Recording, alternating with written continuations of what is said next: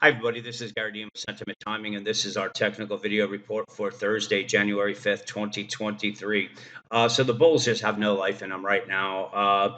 They've had everything on their side as far as to move price higher, but every time we ran into resistance, it's just gotten spanked back down again.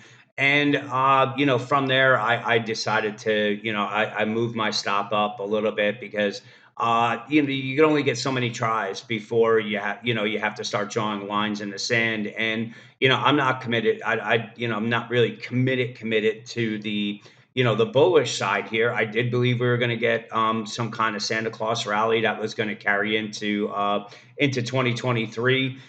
We had some tries at it, but they just continued to fail. So I put my stop at 37.99. It's going to be a 25-point loss from the S&P. It's very minimal. It's nothing. It's not the first time I'd be stopped out. It won't be the last. But managing trades is pretty important. And if somebody was going to force my hand right now, I'd say my position would be cash, and because this market is all over the place. It's bipolar.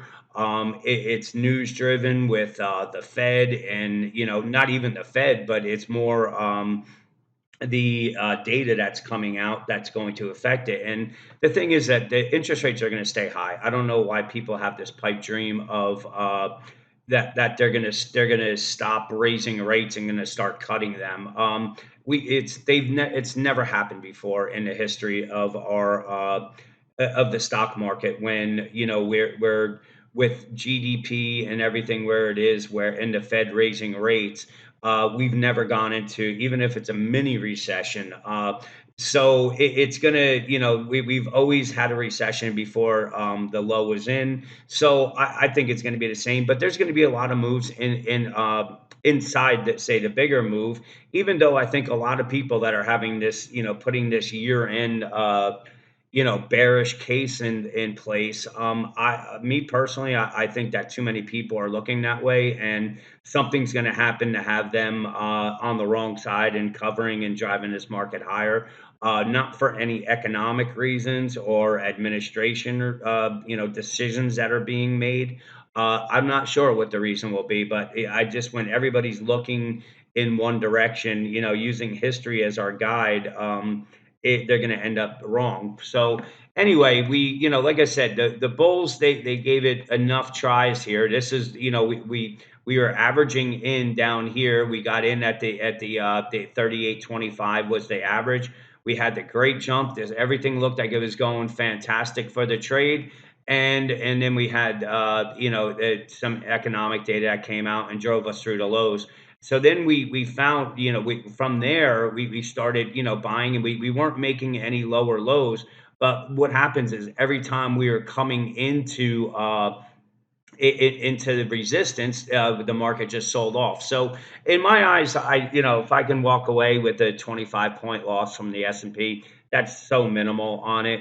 Regroup, dust yourself off. Let's see what the next trade setup is, and then go from there. But one thing that I'm noticing, and it's kind of a little tricky pattern, it's hard to see, is we also could be forming some type of head and shoulders pattern, where this is your here's your left shoulder, here's your head, and here's your right shoulder. And if that is it, it's a pretty big move. And excuse me, and something I'm not really willing to just sit back and risk, as far as capital on it. So you place your stops. That's all it is.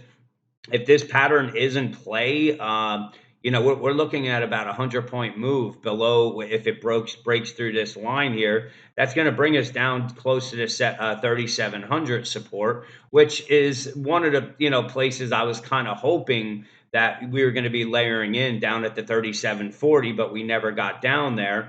And right now, I'm like I said, I think that the Bulls had enough time to try to move it above resistance. They failed every time. The Bears have been very easily kind of just swatting the Bulls down, and with one swat, they're taking them all out. So that's the reason why I moved my stop up. I don't really want to be hanging on. It's for only 2/3 of our position.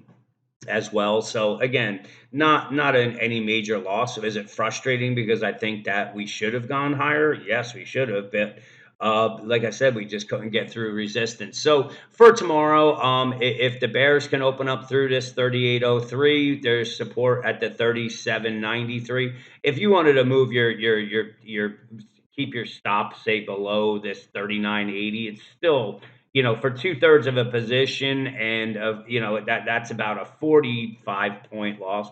That's fine as well. I mean, it's not, we're not talking any major blows coming in right now. So, you can manage it however you want. I'll let you guys know in the morning. I may now, if for some reason we gap up tomorrow, I'm not sure what the economic news is. I have to read through my sheets here, but I mean, if we get news and it's bullish and they drive prices higher, then I'm gonna just keep raising my stop on this. I'm not gonna sit there and play this game that the Bulls are gonna break through. So if the Bears can get through this, the next stop would be we'd have a reaction trade 37.92, and then we have this 37.88, and then this is really where the panic line is, the 37.64. If we lose that, that's when we start looking, somewhere down at the 37.40 or possibly even the 3700, which is what this head and shoulders pattern is talking about. So, or it is showing us. Now, if the Bulls can get above this 38.30, then the next resistance is coming in 38.53, and then from there we're going up to 38.71. So, like I said, it's very sloppy right now. The market's a mess. If you guys didn't listen to the interview with Woody, I strongly recommend it. He gave you some really good information. And with that, have a great night, and I'll talk to you guys in the morning.